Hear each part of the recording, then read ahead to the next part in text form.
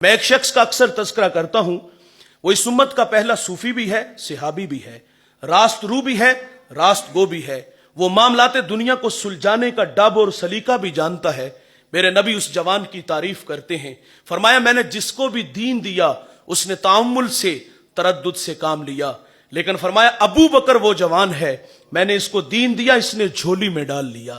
وہ اتنا عظیم المرتبت شخص ہے، آقا فنڈ کا اعلان کرتے ہیں، غزوہ تبوک کے موقع پر ہر ایک نے اپنی اپنی استطاعت کے مطابق دیا، لیکن جب ابو بکر کی باری آتی ہے ٹاٹ کا خرقہ پہنتے ہیں، کانٹوں کے تکمے لگاتے ہیں اور حضور کی خدمت میں حاضر ہو جاتے ہیں۔ یہ ادا اللہ کو اتنی پسند آئی، اللہ نے جبریل علیہ السلام کو حکم دیا کہ میرے محبوب کی چوکھٹ پہ حاضر ہو جاؤ، لیکن فرمایا جانا اس طرح ہے جس طرح ابو بکر گئے ہیں، ٹاٹ کا خرقہ پہنو، کانٹوں کے تکمے لگاؤ۔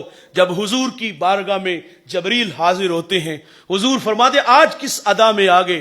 عرض کیا کہ آج کی ادا جو ابو بکر نے اپنائی ہے وہ اللہ کو بڑی پسند آئی ہے۔ کہتے ہیں میرے ہی اوپر کیا موقوف ہے، آج کا ٹاٹ کا خرقہ سلطنت سماویہ کا سرکاری لباس قرار ٹھہرایا ہے۔ وہ اتنا قادآور شخص ہے، اقبال سیلوٹ پیش کرتا ہے، وہ کہتا ہے ذرہ عشق نبی از حق طلب، سوز صدیق و علی از حق طلب، روح را جز عشق او آرام نیست، عشق کو روزیست او را شام نیست، ہر کے عشق مصطفیٰ سامان اوست، بحر و بر در گوشائے دامان اوست۔ اقبال کہتے ہیں جوانوں، اللہ سے اگر کچھ مانگنا ہے تو نبی کے عشق کا ایک ذرہ مانگو، اور اگر سوز مانگنا ہے ابو بکر والا مانگو، مولا علی والا مانگو۔ کبھی اقبال کہتے ہیں کہ مالک تڑپنے پھڑکنے کی توفیق دے، دل مرتضیٰ سوز صدیق دے۔ اتنا قادآور شخص ہے صاحب، آؤ ذرا ان کا تقوی دیکھیے۔ آپ فرماتے کاش کہ میں ایک پرندہ ہوتا، ایک شجر سے اڑتا، دوسرے کی ٹہنی پہ بیٹھ جاتا تاکہ میں قیامت کے حساب سے بچ جاتا۔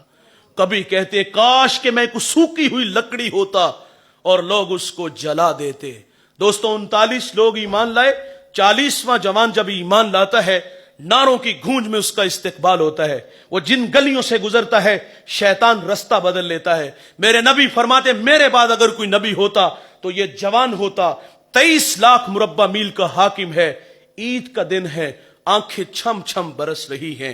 کسی نے کہا حضور والا آج تو عید کا دن ہے اور آپ رو رہے ہو؟ فرمایا عید اس کی جس کے روزے قبول ہوئے، جس کے قبول نہیں نہ ہوئے اس کے تو منہ پہ مارے جائیں گے۔ اور یار وہ کبھی کبھی بچوں کو جمع کرتے ہیں اور انہیں اکٹھا کر کے فرماتے بچوں میرے لیے دعا کیا کرو کہ اللہ مجھے معاف فرما دے۔ حضور کے رازدان ہے حضرت حذیفہ بن یمان رضی اللہ تعالی عنہ، حضور جو کان میں بات کہتے وہ حذیفہ کے کان میں کہتے۔ حضور نے مدینہ میں منافقین کے نام بتائے ہوئے تھے، صحابہ کہتے جس جنازے میں حذیفہ ہوتے ہم جان جاتے یہ کوئی مومن ہے، اور جس جنازے میں حذیفہ نہ ہوتے ہم جان جاتے یہ کوئی منافق ہے۔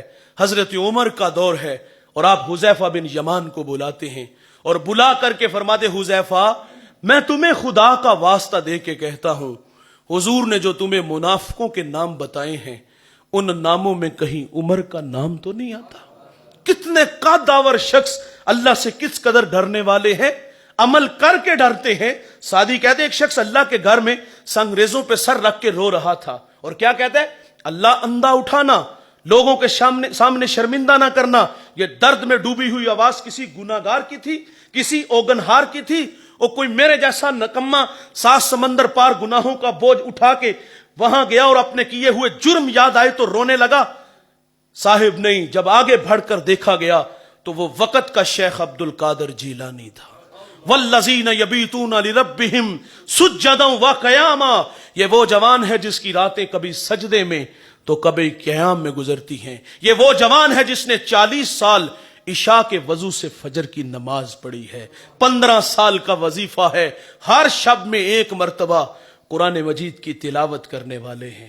عمل کرو اور لمحہ لمحہ اپنے مالک سے ڈرتے رہو۔